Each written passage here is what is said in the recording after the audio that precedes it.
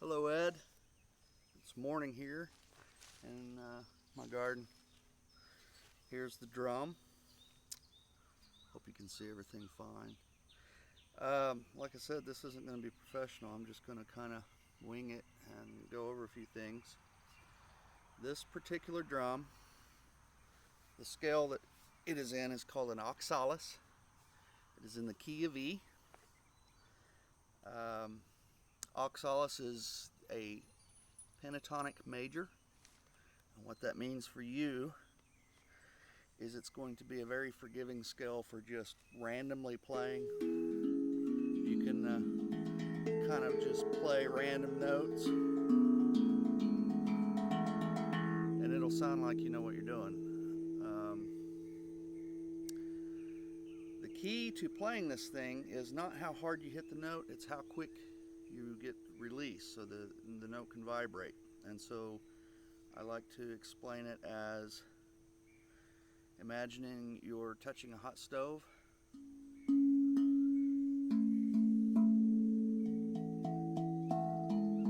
Most people, when they get it, they do this. And they think they're doing it wrong, so their first thought is to just hit harder. And this is metal, it's thick metal. I play quick, but I play light. People think that I'm beating my hands up, and I kind of, after years of doing this, it's something to be aware of, but I play light and just let the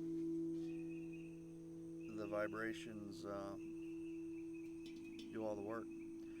Anyway, so I wrote the particular notes down so I'd remember. I'm always doing so many scales and different keys I don't remember. The way this is designed, you'll notice that the notes are different lengths. What you want to do is find the long note. That's your low E. The whole scale is built around that note. That's your root note. So that note is going to be very important.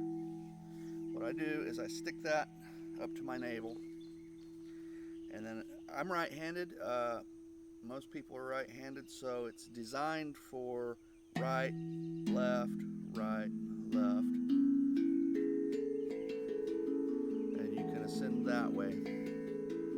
If you're left-handed by chance, all you got to do is turn it around backwards, and then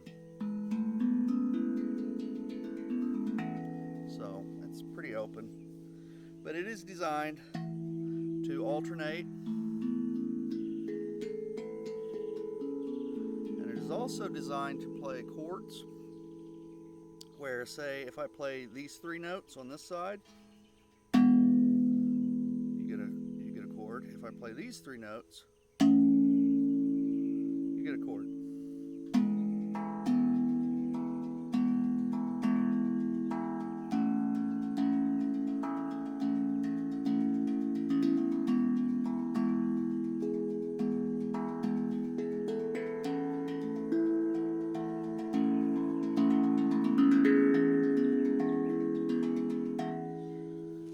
So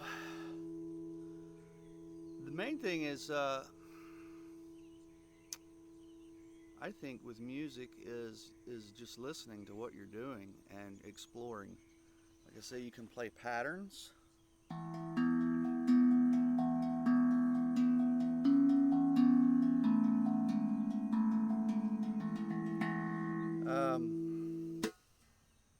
One thing that I suggest, one of the things that I do, and always keep in mind when playing music, it's better to do it slow and right than fast and wrong, because what you're trying to establish is muscle memory.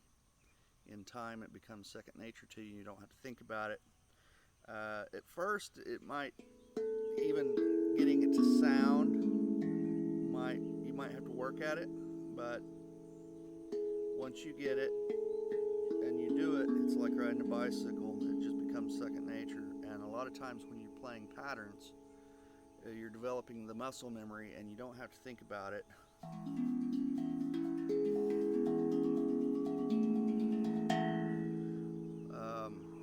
One thing that I would suggest doing is I alternate.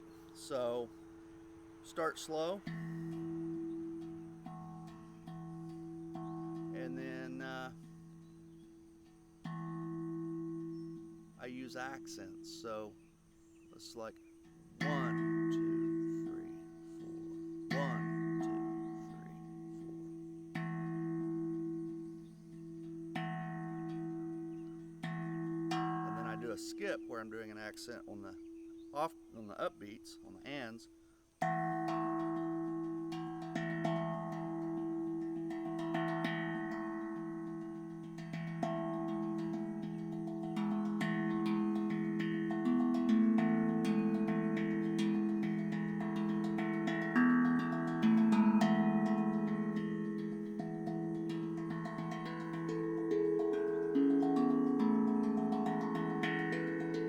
So really, what you're doing is just patterns.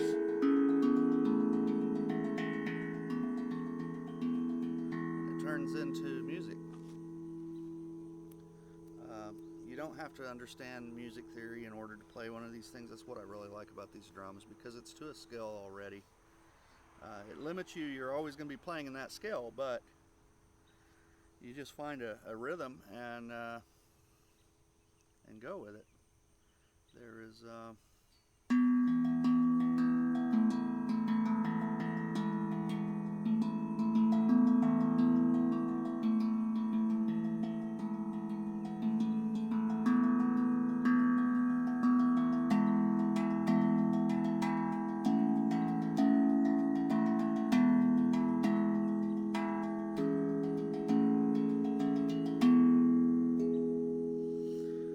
So I was telling you, if I play on this side, I get one chord. Well, it's kind of designed to where it crosses. So if I add this note, and then when I come over here, I go.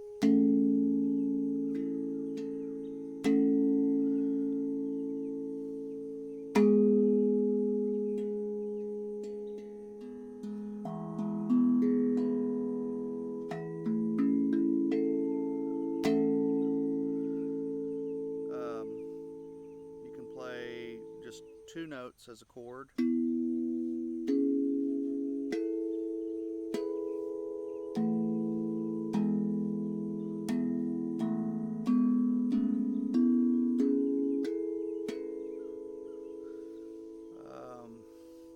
Trying to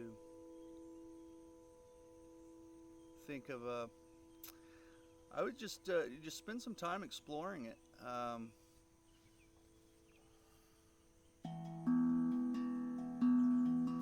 Just try different techniques. Like I said, you start slow, just spend some time with it.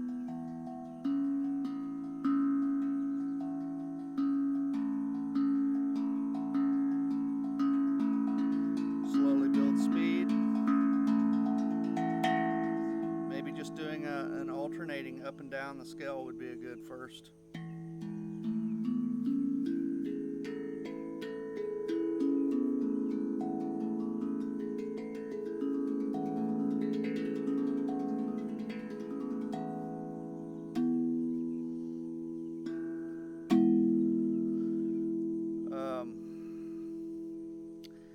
You know, I'm a self-taught musician.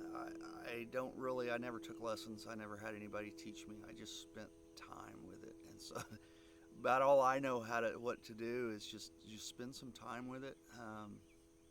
You'll learn. You just try stuff, and when you start out, there's going to be things that don't sound good, and you'll pick that up, and you'll remember that, and you'll stop doing that, and then you'll run into something that does sound good. And when that happens, then you just keep repeating that, and then start working it, trying change a little here, a little there, and the next thing you know, you've written a song. On all of these drums that I build different scales. I have different songs, and quite honestly, that's all I'm doing. I don't really have a song in mind or anything thought out. I just play, and after a while of doing that, I've got it refined down. I've got different parts, different patterns, and the next thing you know, I get a song.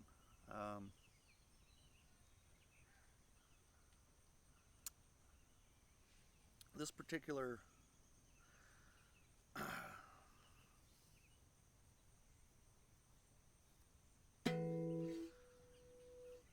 one of my songs that I play on this one is